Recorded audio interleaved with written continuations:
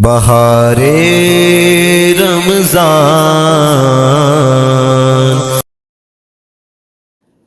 اعوذ باللہ من الشیطان الرجیم، بسم اللہ الرحمن الرحیم۔ اللہم صلی علی سیدنا و مولانا محمد وعلی آل سیدنا و مولانا محمد وبارک وسلم وصلی علیہ۔ ناظرین کرام، آپ کا میزبان شمس الرحمن رمضان المبارک کی خصوصی ٹرانسمیشن بہار رمضان لے کے حاضر خدمت ہے۔ ناظرین کرام، ایک مرتبہ پھر ہمارے پروگرام کے اندر ایک عظیم مذہبی اسکالر، میری مراد پروفیسر حافظ محمد عبدالرحمن زاہدی صاحب، پروفیسر صاحب ایک مرتبہ پھر آپ کو اپنے پروگرام کے اندر خیر مقدم کرتے ہیں کہ الحمدللہ آپ نے ایک مرتبہ پھر ہمارے پروگرام میں آ کے ہمارے اس بزم کو چار چاند لگا دیے۔ ناظرین کرام، روزانہ کی طرح آج بھی ایک خوبصورت موضوع کے ساتھ ہم حاضر خدمت ہیں۔ یہ موضوع 17 رمضان المبارک ایک عظیم اپنے اندر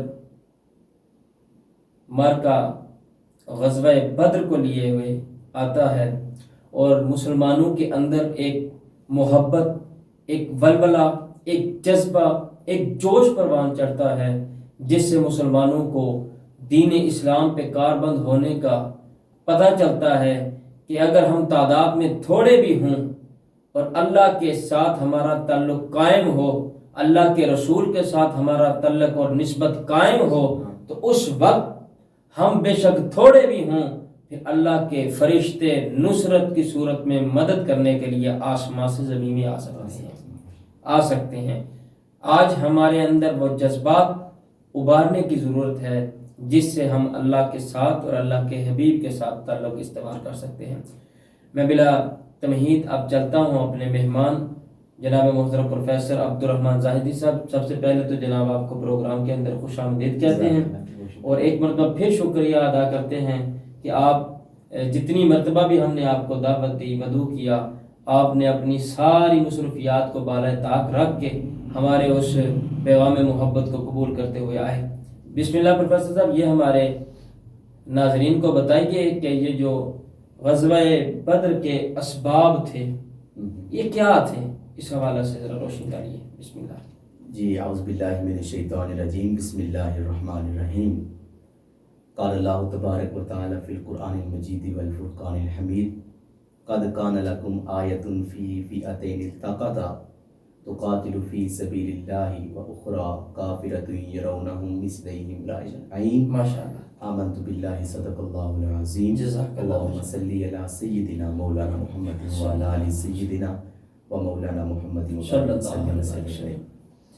بارے دیگر جس طرح آپ نے میرا شکریہ ادا کیا، میرے اوپر بھی یہ واجب ہے کہ میں آپ کا بھی شکر گزار ہوں کہ آپ ہر دفعہ اس قابل سمجھتے ہیں اور آپ نے اس خوبصورت پروگرام میں ہمیں شامل کر کے ہمیں بھی پربہار جو رمضان کریم کی بہاریں ہیں، جو رحمتیں ہیں، ان کو لوٹنے اور سمیٹنے کا موقع ہمیں بھی آپ عنایت فرماتے ہیں۔ اللہ پاک آپ کو سلامت رکھے، آپ کی اس پروگرام کو، آپ کی پوری ٹیم کو دن دگنی رات چگنی ترقی عطا فرمائے۔ آمین آمین۔ جس طرح رمضان کریم کے ہر ایک دن کی کوئی نہ کوئی نسبت ہے، ماشاءاللہ، اس نسبت کی وجہ سے ہی اس رمضان کریم کو پورے 11 ماہ کے اوپر فضیلت حاصل ہے۔ واہ سبحان اللہ، ماشاءاللہ۔ ابھی غور کریں کہ اس کو اتنی فضیلت کیوں حاصل ہے۔ واہ واہ، کیا کیا اس کی وجہ یہ ہے کہ اس رمضان کریم میں کبھی سیدہ فاطمہ الزہرا سلام اللہ علیہا، اللہ کبھی اکبر خدیجہ کبیرہ، رضی اللہ اللہ تعالیٰ عنہ، اللہ اکبر، کبھی سیدہ عائشہ صدیقہ رضی اللہ تعالیٰ عنہ، کبھی حضرت امام حسن، آگے پھر حضرت مولا علی شیر خدا، اللہ اکبر سبحان اللہ، یعنی اہل بیت کا جس مہینے کے ساتھ ایک رشتہ اور نسبت ہے، اللہ رب العزت نے اس مہینے کو سارے مہینوں سے افضل بنایا۔ سبحان اللہ، ماشاءاللہ۔ چلتے ہیں اپنے موضوع کی طرف بسم جو اللہ۔ آپ نے انتخاب کیا غزوہ بدر کے حوالے سے۔ جی میں یہاں پر ایک بات کہنا چاہوں گا، بسم اللہ۔ وہ یہ ہے کہ جو رب کائنات، جو رب غفور، جو رب رحیم اتنی طاقتوں والا ہے، اس کے پاس سارے اختیارات ہیں۔ بے شک وہ چاہے تو مردوں کو بھی زندہ کر سکتا ہے، یہ بھی جائے جناب، وہ چاہے تو مردوں کو دوبارہ زندہ کر سکتا ہے، وہ چاہے تو دنیا میں کچھ بھی ہو سکتا ہے. ان اللہ علی کل شیء قدیر. یہاں تک بات جو ہے میں رکھتا ہوں کہ اللہ ہر چیز پر قادر ہے. اب آتے ہیں اللہ کے انبیاء کی طرف. اللہ کے انبیاء جتنے بھی ہیں اللہ تعالیٰ نے ان کو اختیار دیا ہے. حضرت عیسیٰ علیہ السلام کی شخصیت وہ ہے کہ آپ کوڑ کے مریض کے اوپر اپنا دست مبارک پھیرتے اللہ اس کو شفا کاملہ عطا فرما دیتا. مردے کو ٹھوکر مارتے مردہ زندہ ہو جاتا. حضرت موسیٰ علیہ السلام اپنا عصا مبارک زمین کے اوپر پھینکتے وہ اژدہا بن جاتا. میرے اور آپ کے پیارے آقا یوں انگلی کے ساتھ اشارہ کرتے چاند 2 ٹکڑے ہو جاتا. یعنی یہ سارے معجزات اختیارات اللہ نے اپنے انبیاء کو دیے. تو کیا شمس بھائی ایسا نہیں ہو سکتا تھا کہ مصطفیٰ صلی اللہ علیہ وسلم کو اللہ رب العزت آپ کے جتنے بھی جانثار تھے, آپ کے جتنے بھی صحابہ کرام تھے, اتنے نفیس, اتنے خوبصورت, کتنے بڑے بڑے لوگ, ان کو شہید کیے بغیر اللہ اسلام کا بول بالا کرا دیتا. بے شک جناب. اللہ کلمہ حق کو بلند فرما دیتا. ایسا ممکن تھا؟ جی. لیکن اللہ رب العزت نے اتنے صحابہ اکرام کو جو شہید کرایا. سب سے پہلے جو صحابی شہید ہوئے حضرت یاسر کا آپ نے واقعہ تو سنا ہوگا. کس انداز کے ساتھ انہوں نے شہادت دی. حضرت بلال حبشی نے کس انداز کے ساتھ مارے کھائیں, سب کچھ ہماری آنکھوں کے سامنے ہے. اللہ یہ بتانا چاہتا ہے کہ اگر میں اپنے سب سے نفیس, سب سے خوبصورت سید کائنات صلی اللہ علیہ وسلم کو بھی اتنی نفیس اور اتنی رحیم طبیعت ہونے کے باوجود بھی اگر میں میدان جنگ میں اتارتا ہوں, اس کی وجہ یہ ہے اگر دنیا میں تم کامیابی چاہتے ہو, اگر کسی ملک کے اوپر قبضہ چاہتے ہو, اگر دشمنوں کو زیر کرنا چاہتے ہو تو تمہیں میدان عمل میں اترنا ہوگا. گھر میں بیٹھ کر, مسجد میں بیٹھ کر صرف واعظ و نصیحت کر کے اسلام کا بول بالا نہیں ہو سکتا. اگر ایسا ہو سکتا تھا تو صحابہ کرام اپنی اپنی مساجد میں بیٹھ کر, اپنے اپنے گھروں میں بیٹھ کر, دار ارقم میں بیٹھ کر لوگوں کو پیغام دیتے, اللہ اپنے اسلام کو پھیلا دیتا. لیکن ایسا نہیں ہوا. غزوہ بدر جو ہے یہ اسلام کا پہلا معرکہ ہے. بے شک.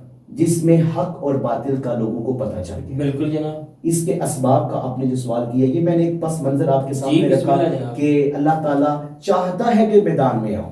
واہ واہ واہ واہ واہ. بغیر کسی سٹرگل کے وہ تمہیں کامیابی نہیں عطا فرمائے. واہ کیا کہنے. چاہے تعداد میں تم کم ہو, چاہے تمہارے پاس آزار نہیں, چاہے تمہارے پاس وسائل نہیں, چاہے تمہارے پاس آلات نہیں, لیکن میدان میں تمہیں اترنا ہوگا.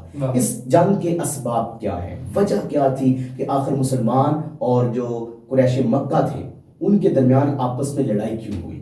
اس کی ایک وجہ یہ ہے کہ اسلام جو ہے وہ پھیل رہا تھا. جی.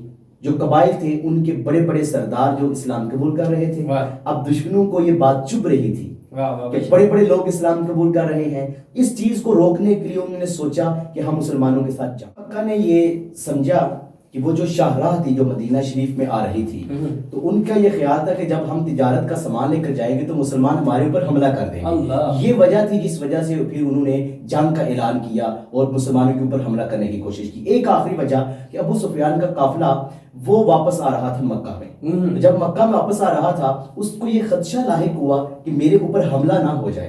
اس نے کیا کیا, اس نے اپنے واپس جو ہے مکہ والوں کو پیغام بھیجا کہ کچھ بندے میرے پاس بھیجو تاکہ میں ان کی سہولت کے ساتھ, ان کی سیکورٹی میں واپس آ جاؤں. مکہ والوں نے سمجھا شاید مسلمان نے حملہ کر دیا ہے, محمد بن عبداللہ نے حملہ کر دیا ہے. یہاں پر مکہ والے جو ہیں وہ اپنی تیاری کر کے گھر سے نکل آئے کہ ہم جنگ کریں گے. جب وہاں پر پہنچے دیکھا تو قافلہ بالکل ٹھیک ٹھاک آ رہا تھا. تو شمس بھائی اب انہوں نے سوچا, دل میں بغض تو پہلے ہی تھا, دل میں نفرت تو پہلے ہی تھی, پہلے ہی وہ دشمن اسلام تھے. حضور صلی اللہ علیہ وسلم کے بارے میں اتنا کیا کیا سوچتے تھے, اسلام کو نیست و نابود کرنے کی ناکام سازشیں کتنی کر چکے تھے. کہتے ہیں قافلہ تو صحیح سلامت واپس آ گیا, لیکن ہم واپس نہیں جائیں گے, ہم جنگ کی تیاری کر کے آئے ہیں, اب ہم جنگ کر کے ہی یہاں سے جائیں گے. تو یہ چند اسباب تھے جس کی وجہ سے جو غزوہ بدر ہے وہ پیش ہوئی. واہ. ناظرین اکرام ماشاءاللہ بڑے خوبصورت پیرا کے اندر پروفیسر صاحب یہ بتا رہے تھے کہ کیا اسباب اور کیا وجوہات بنی جس وجہ سے یہ جو غزوہ بدر کا مارکہ ہوا اور تاریخ ساز یہ مارکہ ہوا. پروفیسر صاحب یہ بتائیے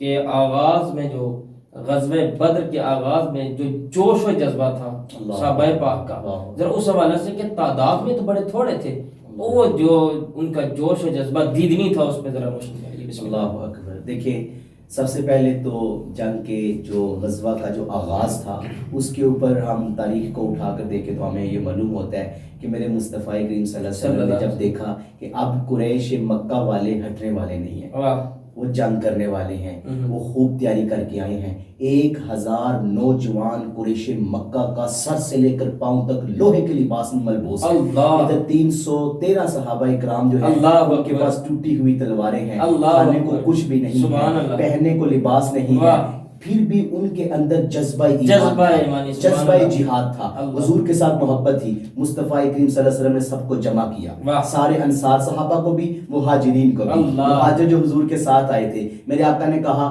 بات یہ ہے، معاملہ جنگ پر آ چکا ہے، قریش والے ہمارے اوپر حملہ کرنے والے ہیں، تو کیا تم سب تیار ہو؟ کیا تم میرا ساتھ دو گے؟ مہاجرین صحابہ اکرام اٹھ کھڑے ہوئے، کہا یا رسول اللہ صلی اللہ علیہ وسلم ہم سب حاضر ہیں، ہمارا جسم حاضر، ہماری جان حاضر ہے، ہماری ماؤں کی عزتیں آپ کی صلی اللہ علیہ وسلم کی خاطر حاضر ہیں، ہماری بچیاں حاضر، ہمارے بچے حاضر ہیں، ہم آخری خون کے قطرے تک لڑیں گے۔ جب یہ بات ہوئی نا تو مصطفیٰ کریم صلی اللہ علیہ وسلم نے یوں انصار صحابہ کی طرف روئے سخن کیا، وہاں پر سعد بن عبادہ اٹھ کھڑے ہوئے، یا رسول اللہ صلی اللہ علیہ وسلم آپ نے جو روئے سخن ہماری طرف فرمایا ہے اس کی وجہ یہ ہے کہ شاید آپ کے دل میں یہ بات آئی ہے کہ مہاجرین جو ہیں وہ تو آپ کے ساتھ آئے تھے، وہ آپ کا ساتھ دیں گے، کیا یہ انصار والے بھی ساتھ دیں گے کہ نہیں دیں گے؟ میں انصار والے صحابہ کی طرف سے اٹھ کھڑا ہوا ہوں، یا رسول اللہ ہم آپ پر ایمان لے کر آئے ہیں، یا رسول اللہ ہم نے آپ کو اپنا پیشوا مانا ہے، اپنا لیڈر مانا ہے، اپنا رہنما مانا ہے، اپنا مرشد مانا ہے، اپنا نبی مانا ہے، یا رسول اللہ ہماری جان آپ کے قدموں پہ قربان ہے۔ اور شمس بھائی یہ ہمیں روایت میں الفاظ ملتے ہیں، حضرت سعد بن عبادہ نے کہا یا رسول اللہ صلی اللہ علیہ وسلم اگر آپ ہمیں سمندر میں کودنے کا حکم دیں گے ہم سارے کود جائیں گے۔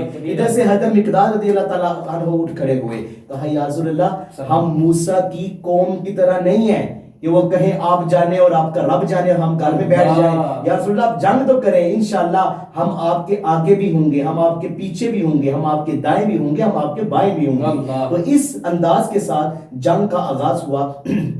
میرے آقا نے رات کے وقت اللہ رب العزت کی بارگاہ میں دعا کی، وہ دعا کے الفاظ دل چیرنے والے ہیں۔ میرے آقا نے دعا کی کہ مولا صبح کے وقت مسلمانوں کو فتح عطا فرمانا، اگر مسلمانوں کو تو نے فتح عطا نہ فرمائی تو اس پوری کائنات میں تیرا نام لینے والا کوئی بندہ نہیں بچے گا۔ جب یہ دعا مانگی اس کے بعد صبح کا وقت ہوا، میدان جنگ سج گیا، وہاں پر کفار بھی آ چکے تھے، مسلمان صحابہ اکرام جوش جذبے کے ساتھ، 50 سینٹی گریڈ کی گرمی ہے، وہاں پر لوہے کے لباس میں ملبوس ہیں، یہاں پر صحابہ اکرام نے کھجور کی گٹلیاں چوس کر روزہ رکھا ہوا ہے۔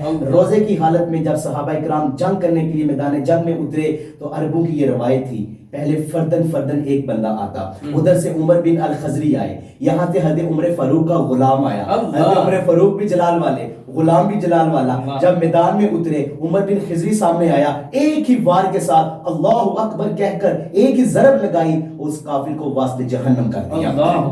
جب یہ سارا منظر ہوا، ادھر اس کے بعد عتبہ خود میدان میں اتر آیا، عتبہ بن ربیعہ، اس کا بھائی جو ہے وہ شیبہ، پھر اس کا جو بیٹا ہے ولید بن عتبہ، یہ تینوں بڑے بہادر تھے، بڑا قد کاٹ تھا، اور قریش کی جو وہاں کے سردار بھی تھے اور ان کے جو لوگ ماننے والے تھے۔ اب جب یہ شمس بھائی میدان میں اترے، یہاں سے کچھ انصار صحابہ جو تھے وہ میدان میں آئے، جب انہوں نے دیکھا کہ یہ انصار ہیں، یہ بکریوں کے چرواہے ہیں، یہ ہمارا مقابلہ کریں گے، انہوں نے کہا محمد بن عبداللہ صلی اللہ علیہ وسلم ان تین کے علاوہ کوئی اور بندے بھیجو، اب یہ انصار ہمارے ساتھ مقابلہ کریں گے۔ میرے آقا جو ہے وہ جلال میں آگے کہا اچھا میں نے تو بھیجا تھا شاید یہ تمہارا مقابلہ کر سکے، تم ان کے مقابلے میں نہیں ہو، لیکن اب تمہاری تمنا ہے تمہارے مقابلے میں تمہارا مد مقابل کو آئے، تو جاؤ میرے علی کہاں پر ہو تم، میدان میں اتر جاؤ۔ یہاں پر مولا علی نے سنا، کہا یا رسول اللہ میری جان بھی حاضر،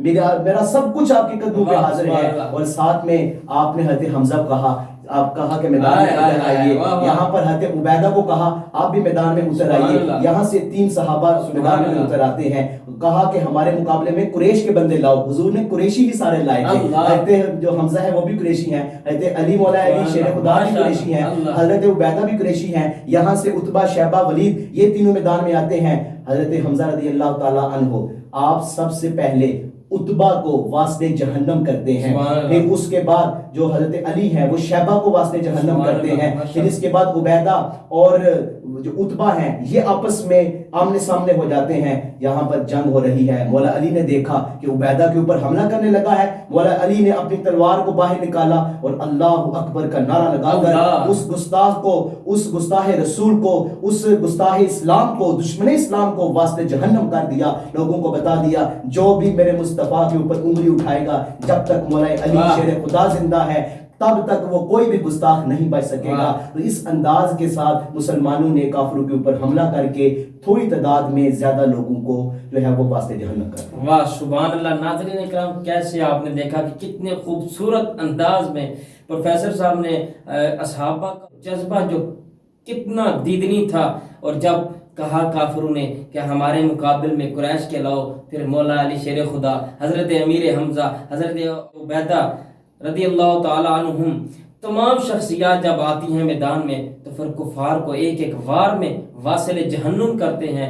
ये जज्बे थे, ये जज्बात थे। ये ना देखा कि सामने हजार हैं, ये ना देखे कि वहां पे तीर और तलवार हैं, ये ना देखा कि वहां तादाद ज्यादा है, नहीं, उन्होंने देखा यहाँ मुस्तफा की जात हमारे साथ है। तो नाज़रीन किराम, बड़े खूबसूरत अंदाज में प्रोफेसर साहब गुफ्तगू फरमा रहे थे। तो आज हमारे वो सवाल जो आपके लिए हमने रखा है उस सवाल की तरफ चलते हैं, फिर इंशाल्लाह प्रोफेसर साहब से ग़ज़वा बद्र के हवाला से बात चलाएंगे आगे कि मज़ीद असहाबाए किराम को जो फतह के जो मनाज़र थे वो क्या थे वो पूछेंगे। आज आपके लिए जो सवाल है वो सवाल ये है कि ग़ज़वा बद्र के अंदर कितने मुसलमानों ने जाम शहादत नोश फरमाया? ग़ज़वा बद्र के अंदर कितने सहाबाए किराम ने जाम शहादत नोश फरमाया? ये आपने जवाब SR स्टूडियो 5 के कमेंट बॉक्स के अंदर आके आपने देना है, साथ में अपना नाम और एड्रेस भी। तो नाज़रीन किराम, अब चलते हैं हम प्रोफेसर साहब की तरफ और प्रोफेसर साहब से पूछते हैं, प्रोफेसर साहब ज़रा ये बताइए, बल्कि इसी को मैं तो चाहूँगा कि मुझे इतना लुत्फ आ रहा है कि वो मंजरनामा सारा हमारे आंखों के सामने घूम रहा है। मैं तो चाहता हूँ कि वो असहाबा को जोश और जज्बा था ना, उसको मजीद थोड़ा सा उसी पे थोड़े से मजीद गुफ्तगू हो जाए। बिस्मिल्लाह। अल्लाहु अकबर, अल्लाहु अकबर।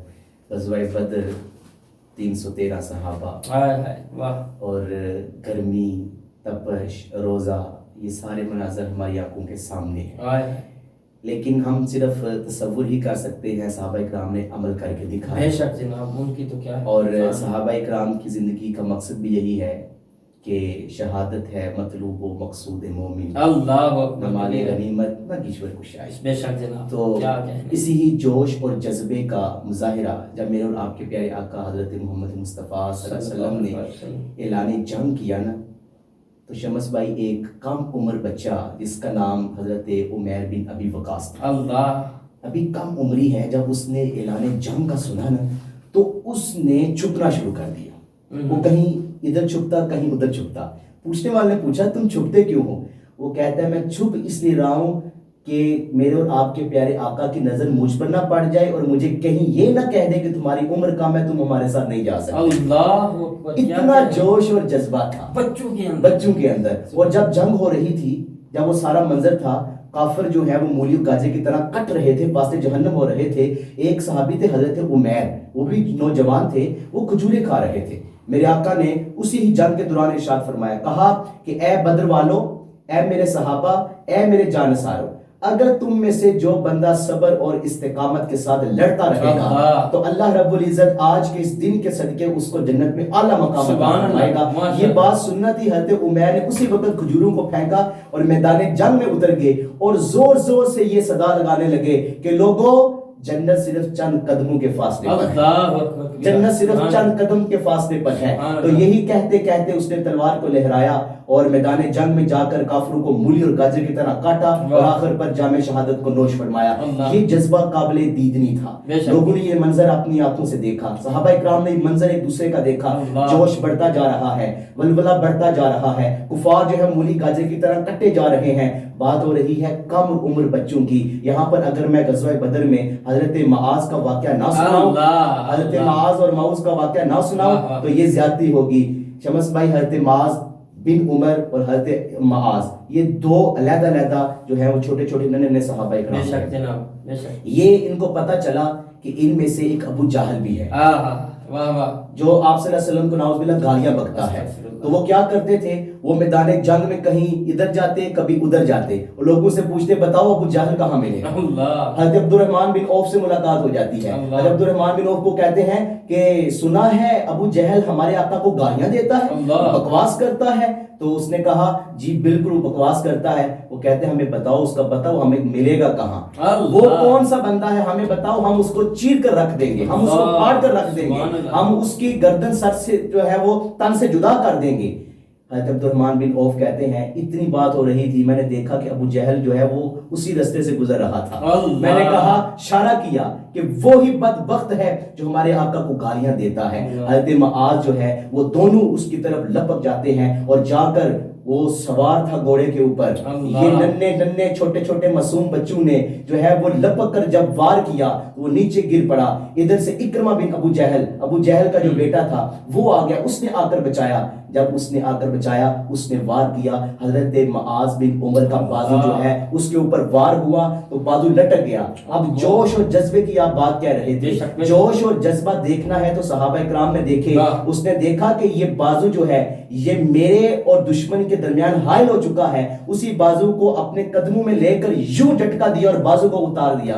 बाजू को उतार कर फिर अल्लाह अकबर का नारा लगाकर मैदान जंग में जो है वो चले जाते हैं। इक्रमा बिन अबू जहल जो है वो जो है अबू जहल को बचा ना सका। इतनी देर में हजरत अब्दुल्लाह इब्न मसूद आ जाते हैं, हजरत मुआज के भाई हजरत माऊज आ जाते हैं। यही वो है जिनका मुआज और माऊज का वाकया होता है। पहले दोनों मुआज जाते हैं, फिर उनका भाई आता है माऊज, फिर माऊज भी आते हैं, वो भी वार करते हैं, वो भी अपना बदला लेते हैं। इधर से हजरत अब्दुल्लाह इब्न मसूद आते हैं और वो आकर अबू जहल को वास्ते जहन्नम कर देते हैं।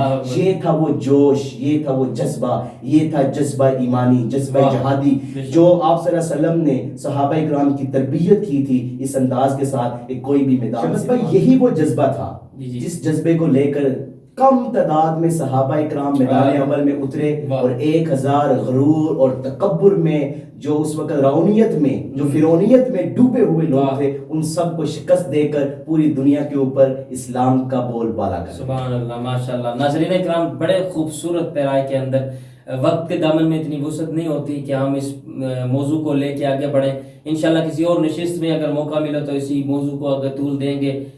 ये माशाल्लाह प्रोफेसर साहब की खूबसूरत गुफ्तगू आपने समात की, तो इंशाल्लाह अल्लाह के हुजूर दुआ है कि मेरे मालिक हमारे अंदर भी वो जज्बात पैदा फरमा जो सहाबा के अंदर वो जज्बात थे, हुजूर के साथ ताल्लुक कायम करने का जज्बा कि हम दुनिया के सारे ताल्लुकात ढूंढते फिरते हैं, कभी किसी वजीर का कभी किसी मशीर का। हमें चाहिए कि हम सबसे पहले दामन मुस्तफ़ा के साथ वाबस्ता हो जाए सल्लल्लाहु अलैहि वसल्लम। नाज़रीन किराम, कल तक के लिए अपने मेज़बान शम्सुर रहमान को इजाज़त दीजिए, कल फिर मुलाकात होगी। अल्लाह निगहबान।